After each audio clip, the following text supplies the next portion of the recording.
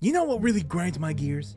When a video game, which usually has great storytelling, decides to stop putting in its efforts into its game campaigns and rather relegates it to a book. Wait, how many other games have this issue? What the fuck? Halo, I'm talking about Halo. And here I thought Halo Infinite was going to be the ultimate offense. You know, how they sped track the fall of the Infinity and the surviving crew and turn it into a book, Halo, the Rubik's Con, the fucking this one, or even worse, filling in the chasm of a gap between Infinite and 5 with the book Halo Outcasts. Yeah, that one I could read. I guess another reason why I'm not too keen about having all the important story beats being kept within a book is that sometimes the books and the games don't really match up. Here's a popular example: Halo Reach and Halo Fall of Reach, both canon. How did Noble 6 deliver Cortana to the Pillar of Autumn if she was already there? Now, extended universe stuff getting retconned isn't really new. We see it all the time.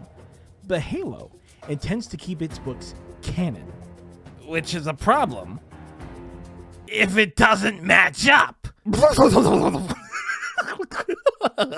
Look, what's got me in a tizzy is that Halo announced that they will be releasing a book here soon about a character that I absolutely love and think it is one that is severely underutilized. That said, I'm kind of excited. But you get book more big. Let me explain. Here's the thing. The Halo books aren't bad. Some are fucking amazing. I just don't like when the books are meant to be canon, but 343 can't keep their continuity straight. And when the game story is painfully average like Infinite and 5 were.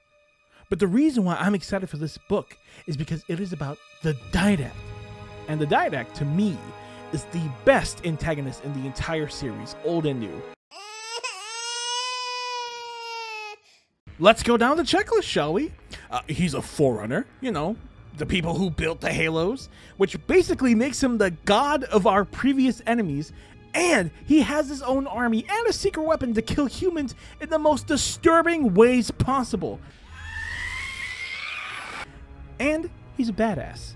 I mean, look how he just bitches the Master Chief.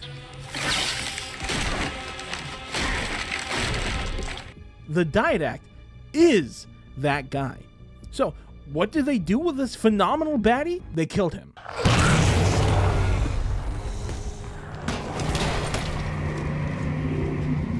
But there's room for his return. So what did they do with that? They killed him. In a comic. Boo. So despite how I feel about the stories being re-diverted to the books, I am excited about Halo Epitaph.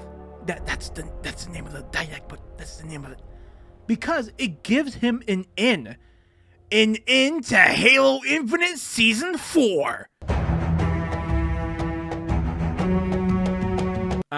I'm kidding. Well, kinda.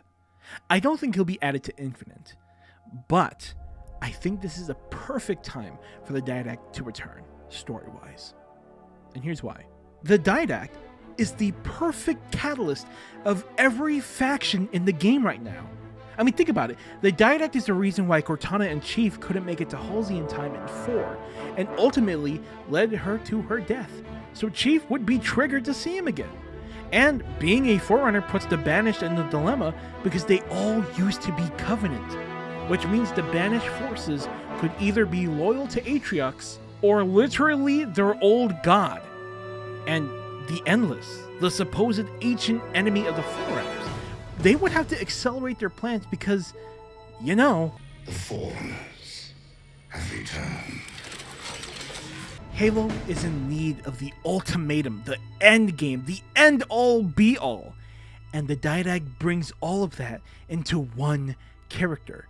So why not bring him back? Oh, that's right. He's dead. Remember what I said about the books being canon? Yeah, unfortunately, that means the comics too, so yeah. But I still have hope. Because with the release of Halo Infinite, they really buried everything that was established in 4 and 5.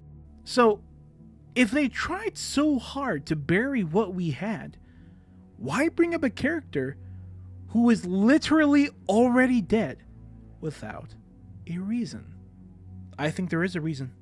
And like I said before, the Didact would be a great character to set off everything. So, a little bit more about the book, right? The book is about the Didact's consciousness in the domain. Yeah, I don't know what that means either. But he's embarking on his great journey. See what they did there? What this tells me, that if he comes back, it could be in the form of an AI, or a half AI, half organic state like the Prometheans, or even he can finally achieve his mission from all those years ago and completely bring back a fully organic form after being digitized. An ancient evil awakes. As long as the book doesn't end with his consciousness dying or being wiped, he has a chance. And even though I made a completely legitimate criticism about the books, they could totally bring the Didact back into the games. And we've seen book characters be introduced into the games. The best one is Halsey, and she is everything I was hoping her to be. Cold, calculated, smart, and somewhat remorseful. I've underestimated you long enough. A cryotube should hold you until... John's alive. He was here, on the ship. Nobody told me he was alive. The worst transition from book to game is Blue Team. You know, the team that Chief was kidnapped with, trained with, and fought with before combat evolved. Oh? You know who Blue Team is? Oh, well, you probably read the books. Oh, what's that? You didn't read the books? Well, fuck you! Basically, they gave no explanation of why they returned, where they've been, or who they are. So people who've never read the books are completely in the blank. It's not like you're missing much, though. The way they act towards each other made them feel like complete strangers. This Blue Team could have been literally anybody. Could have just been random Spartan 4s. But instead, they were the legendary Blue Team from the books. So, hoorah. So with everything in mind, given how lackluster the campaigns for the games were, and how beefy the books seem to be, I hope they transition the Didact organically and effectively into the games. I saw this post trying to justify the focus on the books by saying the games could never reach the level of storytelling that a book can. And although I think books are great, I find that complete and utter horseshit. You can convey so much emotion from camera angles, its framing, pacing, the hues, the lighting, subtle movement from the characters, the music, the sounds, everything. The combination of various endless techniques can lead to phenomenal storytelling, and I'm tired of people's lack of comprehension of these elements from realizing the full potential of these games. There are plenty of games out there that are able to elicit compelling narratives. So why not Halo? Let's make Halo the face of complex and deep storytelling. Or else, it's not a story worth telling at all. All I'm asking is that you meet me in the middle. Continue with the books, and craft the hardest story that you can possibly imagine. But just don't leave your source, the thing that started it all, floating aimlessly in space. And that's just my thoughts on the books, the games, and the potential.